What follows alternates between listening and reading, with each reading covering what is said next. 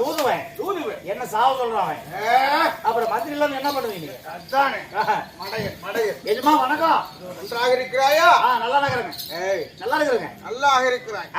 நன்றாக இருக்கிறாய். எப்ப வந்தீங்க? அளவன் இருக்கிறாய். நல்லா இப்பதான்டா வந்தேன். வந்தீங்களா ஒரு ஆளால தெரியல. உடனே ஒருத்தர் கொள்ளைய ஒருத்தர் பாருங்க தடுமாறிட்டு இருப்பாங்க. என்ன அவன் கூப்பிட்டான்? எங்க கூப்பிட்டான்? எங்கே கூப்பிட்டான்? ஓட்டர் கடைக்கெல்லாம் கூப்பிட்டான். எங்கடா ஓடி போயிட்டா? ஏங்க ஓட்டர் கடைக்க கூப்பிட்டேன். ஏங்க ஓட்டர் குடிக்கிறவன் செத்து போயிட்டா கூட இலவு போக மாட்டாங்க. அவன் போதையில் கிடப்பா, அப்புறம் எப்படி போவான்? நீ குடிச்சு போட்டு போதையில் கிடப்பா.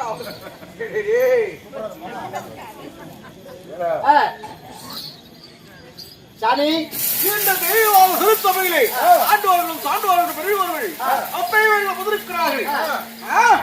அப்படியாப்பட்ட இந்த பொருத்த சபையானது தேவலோகத்திலே கூடியிருந்தால் தேவர் சபை. இந்த தினத்திலே பூலோக கூடியிருந்த ராஜசபை. ராஜசபையானது நம்மை பிறந்த இதுவோ நம்மோடு இருந்து வாழ்ந்து உயிர் நீத்த பெரியோர்களின் நினைவாக இந்த தினத்திலே நாம் நாடகத்தை அரங்கேற்றம் செய்திருக்கிறார்கள். நம்முடைய பங்காளிகள் அத்தனை பேர்களும் அப்படியாப்பட்ட அருமையான தங்கள் குடும்பமானது எந்த ஒரு குறைவில்லாதபடிக்கு சீரோடும் சிறப்போடும் செல்வாக்கோடு அந்த பெரியோர் ஆசி பெற்று இந்த நெடுங்காலமாக நோய்கள் இல்லாதபடிக்கு வரலாறு வரலாறு வளமோடிக்காலம் வருவதற்காக பாலாசிரியர் கலைவாணி நாடக கலைக்குழு சார்பாக வாதியார் விருது சக்கரவர்த்தி அரிதாஸ் சொன்னசாமி கலைக்குழு சார்பாக என் வணக்கத்தை தெரிவித்துக்கள்.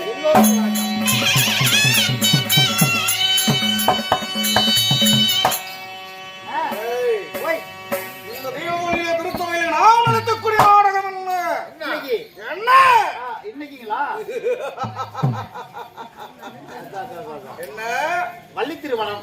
வள்ளி திருமணம். இந்த வள்ளி திருமண நாடகத்திலே நான் வந்திருக்கிறேன். என்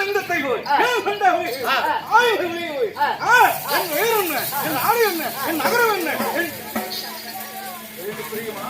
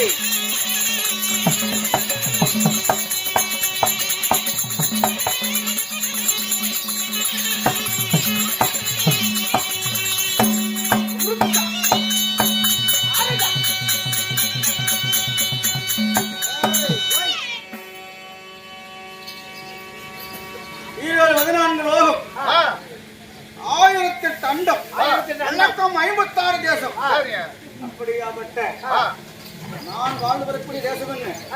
நீர்வளம் நிலவளம் தலவளம் வீட்டாண்டு புண்ணிய பூமி. இது செந்தூர்வட்டினம். செந்தூர்வட்டினம். ஆமா. இந்த செந்தூர்வட்டினத்தை ஆண்டு வரக்கூடிய வீரம் தீரம் விட்டுவள விராக்கியம் அகண்ட மாடு ஒளிவிழி பார்வை. சரி அந்த அங்கே போல என்னுடைய கோழி முட்டையை போல என்னுடைய கண்கள் மண்வெட்டிகளை போல புற்களை போல வீசு இப்படியாப்பட்ட அரக்கல் குலத்திலே இறக்கமில்லாமல் பிறந்தவன் என்னுடைய பெயர் தான் சூரபத்மன்.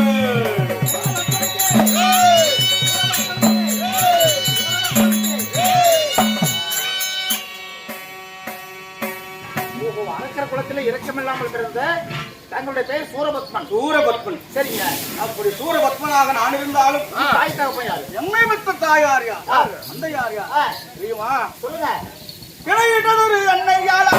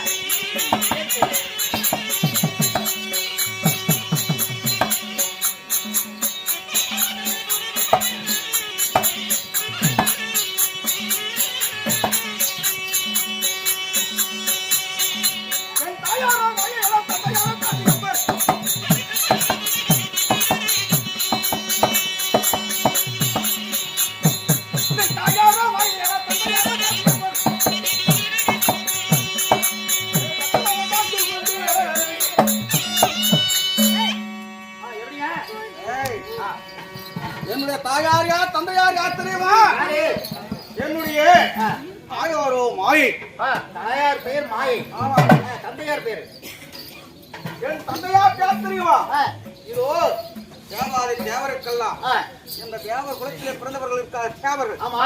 அந்த தேவ பூச்சியை பெற்றெடுத்தவர் யார்? யாரு? காசியப்ப முனிவர். காசியப்ப ரிஷி. ஆமா, முனிவர். அந்த காசியப்ப ரிஷிக்கும் மாயை இடத்தில் கூடிய பெண்ணுக்கும் நான் எப்படி பிறந்தோம்? எப்படி? இதோ அந்த தினத்திலே என்னுடைய தாத்தாவாகிய என்னுடைய அம்மாவுடைய அப்பாவாகிய யார் சூரவேந்தனாகப்பட்டவன்.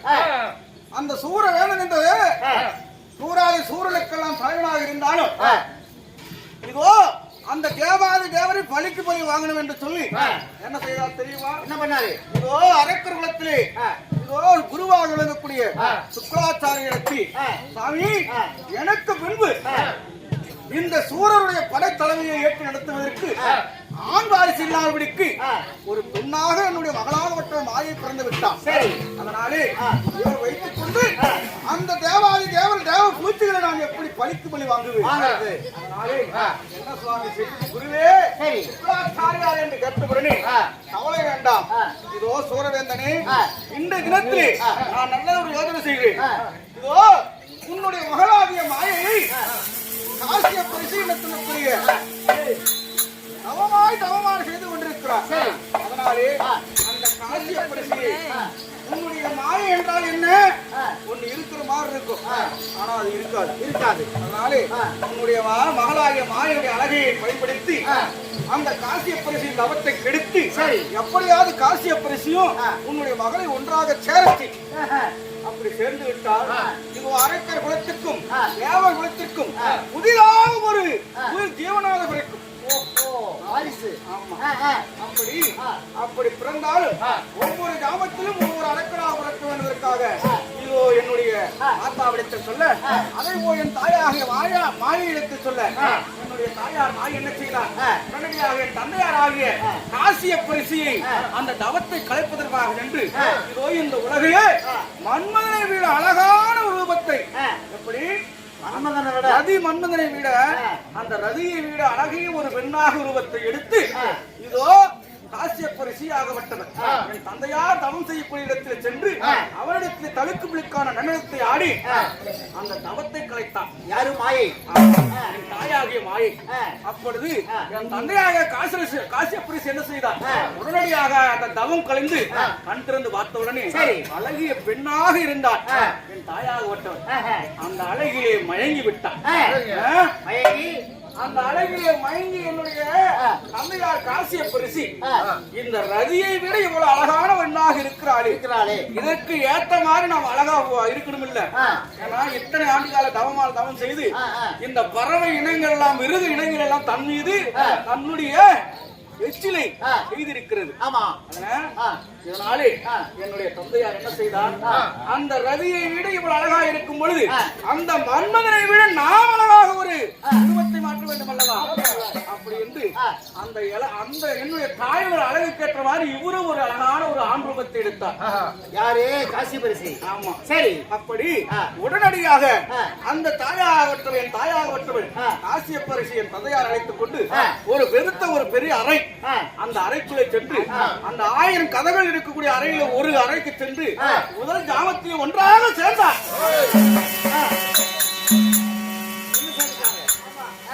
அப்படி முதல் ஜாமத்திலே ஒன்றாக சேர்ந்தவுடனே முதலாக இந்த சூரபத்மன் நான் பிறந்தேன்.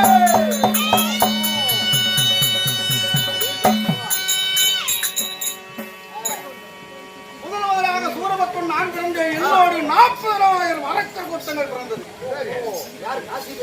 காசியப்ப ரிஷிக்கும் அழகிய பெண்ணாகவும் ஆணாகவும் ஒன்றாக சேர்ந்ததால் இதோ முதலாக இந்த சூரபத்மன் நான் முதலிய பிறந்து என்னோடு 40,000 அரக்கர் கூட்டம் பிறந்தது. அப்படி 2ஆம் ஜாமம், அந்த 2ஆம் ஜாமத்திலே என்னுடைய தாயாக என்ன செய்தார்? ஒரு பெண் சிங்கமாக உருவத்தை மாற்றினார். சரி. அந்த பெண் சிங்கமாக உருவத்தை மாற்றியவுடன் என் தாயார் அதாவது தந்தையார் ஆண் சிங்கமாக உருவத்தை மாற்றினார். ஓ சிங்க உருவிலே இருவரும் ஆணும் பெண்ணும் ஒன்றாக சேர்ந்தார்கள். மீண்டும் ஒரு அறைக்கு சென்றார்கள். அங்கே ஒன்றாக சேர்ந்து இருந்தார்கள். இரண்டாம் தாமத்திலே அப்பொழுது என் தம்பியாகியவற்றவன் இந்த உலகத்தில்